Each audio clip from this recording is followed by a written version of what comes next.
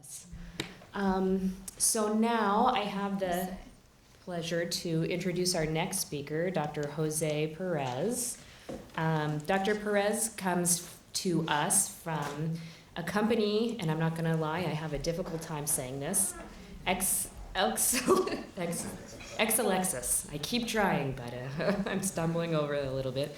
Dr. Perez has a distinguished history as a previous life as a clinical medical oncologist in Venezuela, and now in industry where he's been doing impressive and excellent work in both genital urinary cancers and sarcoma. And so, take it away, Dr. Perez. Thank you. Thank you very much. And I just want to start by thanking the organizing committee, but not for inviting me to be here. I just want to thank you for inviting me to listen all the presentation that I have heard until now. It's amazing the interesting information and the moving data that I have heard scientifically and as a human being, so thanks. The purpose of my presentation in the next, I hope, 15 minutes is to give you an idea of what would be the present and the future for cabozantinib in GU malignancies. The indication of cabozantinib is in patients with advanced RCC, and also recently got another indication for patients with hepatocellular carcinoma who previously received sorafenib. And as a disclaimer, I'm going to talk of some information outside of the label during this talk, and I encourage all the physicians to use cabozantinib as it is in the label.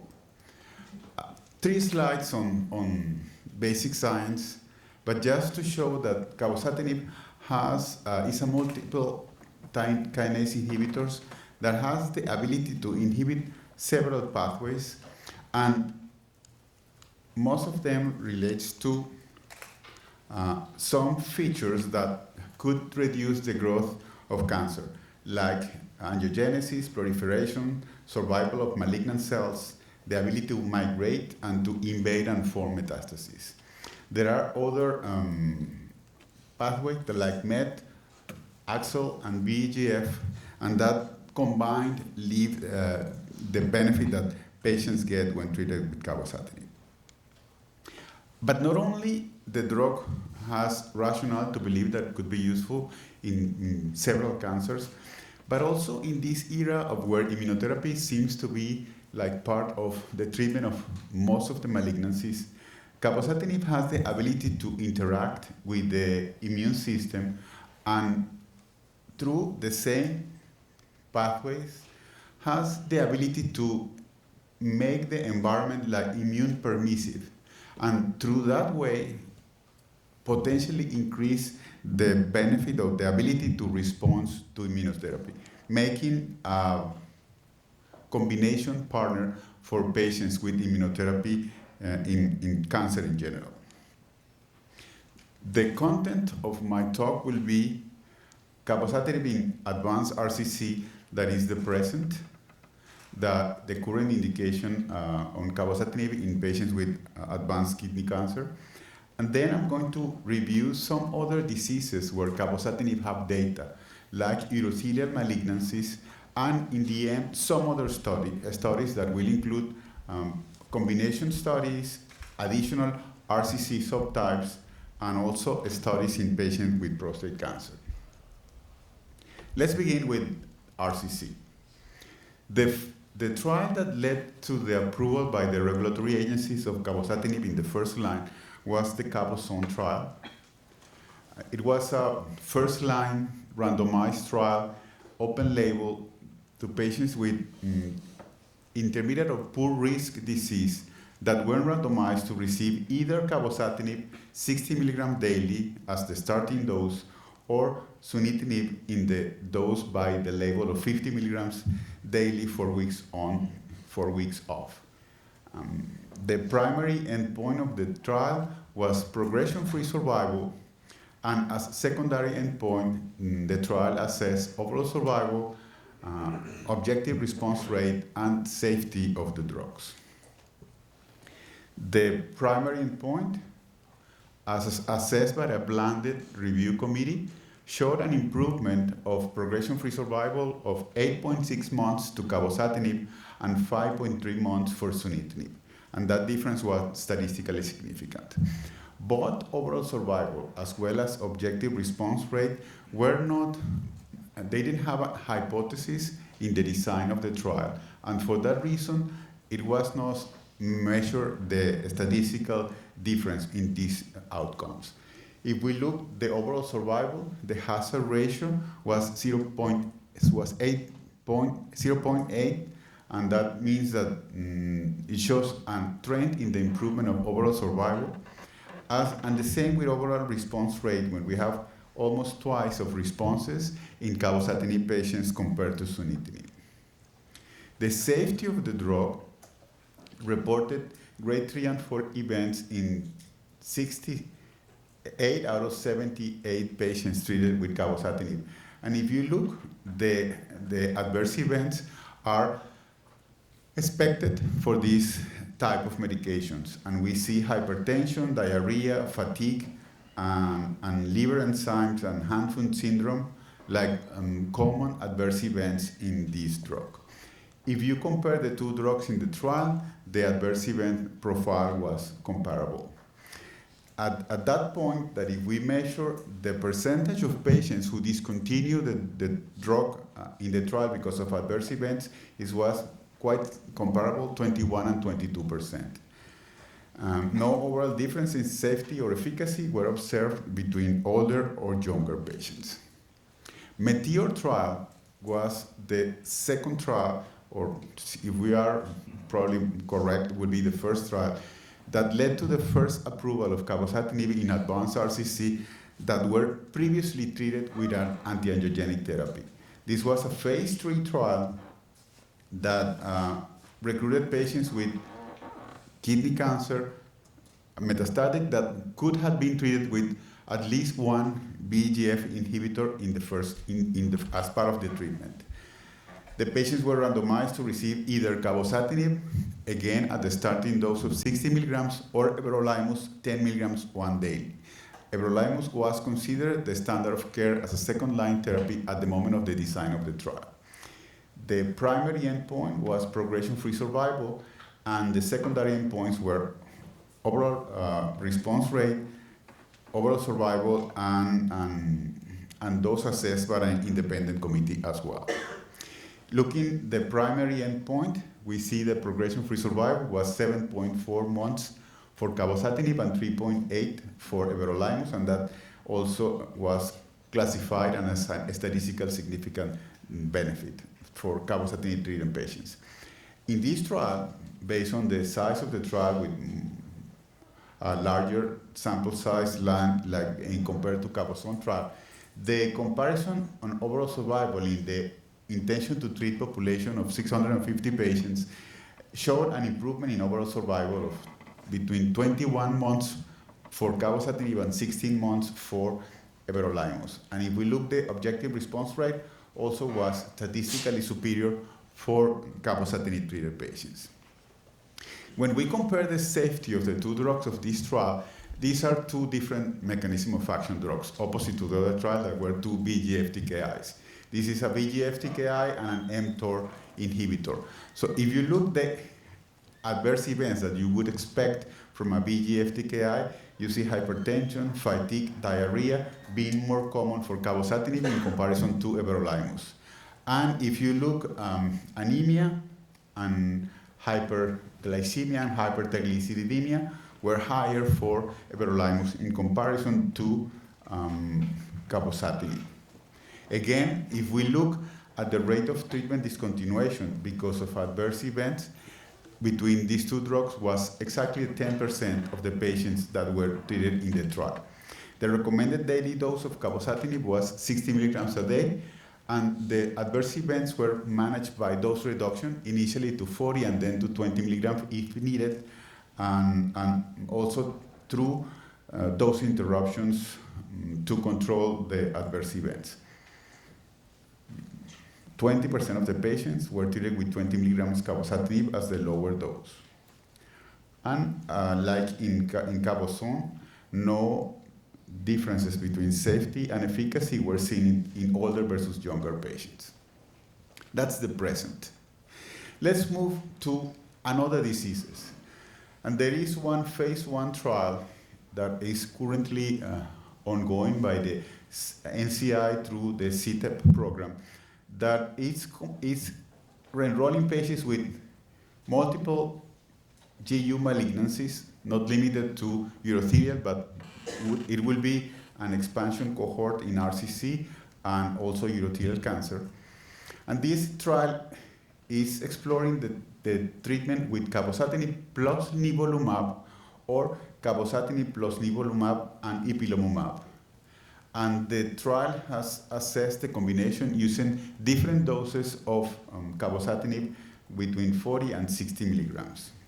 This trial has been presented in many congresses, and the data that I'm showing you is like a summary of multiple presentations.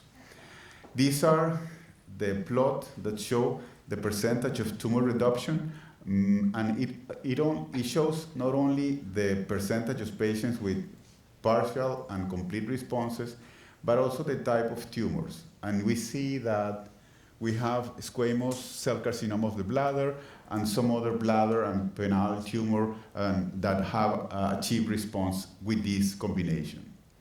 The objective response rate was in 36 out of 64 patients.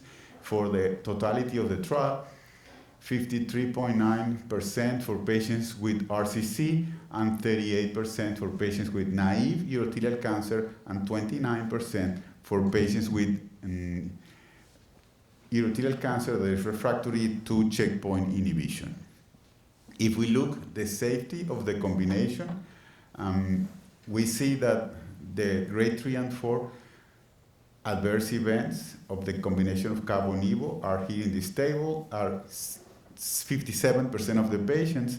And if we look at the immune-related adverse events, we see colitis, meningitis, and hepatitis. And looking at the combination of the three drugs, again, we have 72% of the patients with adverse events grade 3 and 4, and we have patients with colitis and hepatitis as immune-related adverse event. This same research group have a phase 2 trial of cabozantinib in metastatic urothelial carcinoma, and they have 3 cohorts of different subgroup of patients with urothelial cancer. The first one are patients with metastatic urothelial, bless you. The second one is patients with bone metastatic disease, and the third cohort is patients with metastatic disease or let's say non-so-common histologies. The overall response rate was close to 20%. All these patients were pre-treated before entering this trial, and the safety profile of the patients mimics what we expect from a VEGF TKI in patients that are previously treated. Moving to the last section of the talk, other studies, and Exelixis is running a phase 1 trial that is called COSMIC-021 that is exploring the combination of cabozantinib plus atezolizumab in the doses that appear on the slide, 40 milligrams for cabo and 1,200 milligrams IV every 3 weeks for atezolizumab. And the trial has 20 cohorts of different diseases. And I'm just going to highlight those that are GU related. We have RCC, non-clear RCC, urothelial carcinoma with prior platinum chemotherapy, urothelial carcinoma with prior immunotherapy, urothelial carcinoma that are cisplatin eligible without any previous therapy, cisplatin ineligible without systemic therapy, and patients with castrate-resistant prostate cancer that receive prior enzalutamide or abiraterone. These are the GU cohorts from the COSMIC-021 trial. The RCC cohort completed its recruitment, and data was presented of the initial patients at ESMO last year. And we see that out of 10 patients with clear cell RCC, they had 8 responses and 1 complete responses out of these first 10 patients. And we see here the spider plot showing the behavior of the response in this patient population. If we look at the safety, we don't have dose-limiting toxicities in this trial, and that each of the cohorts may have an expansion cohort depending on the safety and efficacy of the initial cohort. And the recommended dose for the RCC cohort that will expand, it will be using 60 milligrams of cabozantinib instead of 40 because no dose-limiting toxicity were reported. There are some other ongoing trials, and CABOSON-2, it's an investigator-initiated trial at MD Anderson that is recruiting patients with variant histology RCC, and patients will be randomized 1-to-1 to receive either cabozantinib 60 milligrams or sunitinib in the dose per label. And the trial will assess progression-free survival, objective response rate, overall response rate, and safety. This trial is currently enrolling patients. Another trial that is also recruiting patients is PAP-MET trial from the SWOG. And this trial initially include patients with 4 different arms, and those were cabozantinib, sunitinib, crizotinib, and savolitinib. And recently, December 5th, 2018, these 2 arms were closed for futility. So the trial is actively enrolling patients and will now only compare patients between cabozantinib and sunitinib as the doses are in the slide. The data will be analyzed with 180 patients, and most likely these patients will need to be redistributed because initially were 4 arms and now will be only 2. Another trial that is ongoing is CheckMate 9ER, and this is a first-line trial in metastatic RCC that will compare cabozantinib plus nivolumab against sunitinib, again as the dose per the label. This trial is currently enrolling and will assess progression-free survival as the primary endpoint of the trial. And Pedigree trial is a trial that is active at clinicaltrial.gov but has not started recruiting patients yet. And this trial is a design that I think is quite interesting because patients will be treated with the induction treatment of nivolumab plus ipilimumab, and based on the response to the induction chemotherapy, patients will be treated either with nivolumab if the patient achieves complete response to the induction therapy. If the patient progresses, will be treated with cabozantinib, and if the patients are not complete responses or not progressive disease, will be randomized to receive either nivolumab or the combination of nivolumab plus cabozantinib.